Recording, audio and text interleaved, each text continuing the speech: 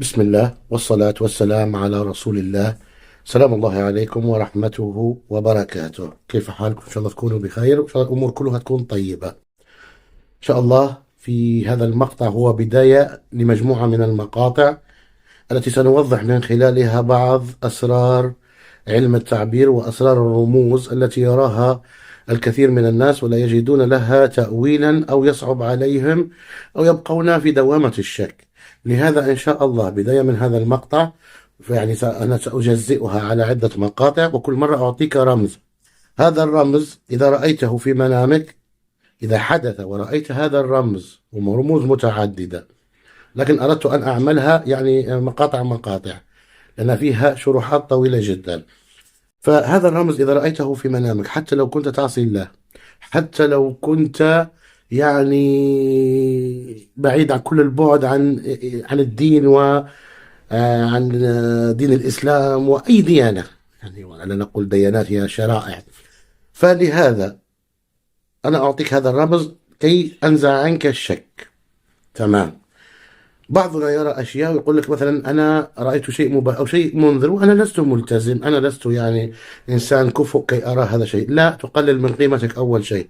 فالله يهدي من يشاء، والله يرزق من يشاء، والله يغفر لمن يشاء ويعذب من يشاء، لكن ربي ليس بظلام للعبيد. لا علينا ندخل مباشرة في صلب الموضوع. اعلم أخي أو أختي أنك إذا رأيت رمز الكتاب وخاصة كتاب القرآن في منامك، فاعلم أن ثم أمر تام.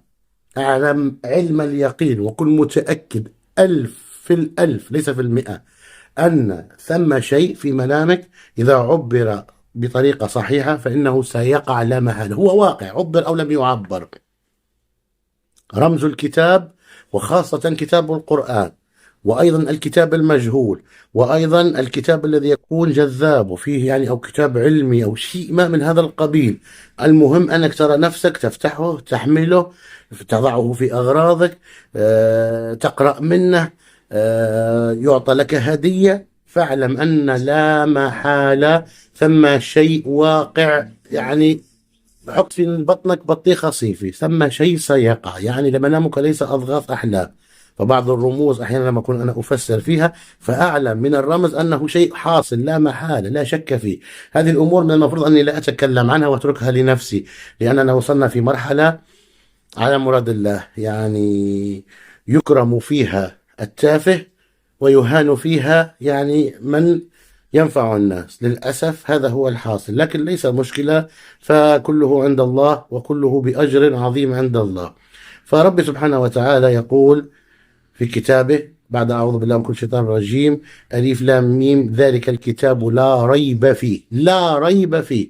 شوف ربي أيضا يقول لك يا يحيى خذ الكتاب بقوة، ذلك الكتاب المبين، وكله عن كتاب الله وعن القرآن. واضح. ألف لام ميم الله لا إله إلا هو الحي القيوم نزل عليك الكتاب بالحق. نزل بالحق. كلمة كتاب في المنام وخاصة كتاب القرآن كما قلت لكم، اعلم أن ثم شيء متحقق لا محالة. هذه معلومة أتمنى أن تشاركوها مع أحبابكم، وأتمنى إن شاء الله أن هذا الفيديو يعجب الكثير لمن يقدرون قيمة هذا العلم، والبقية على الله. أنا فوضت أمري لله. شكرا لكم جميعا.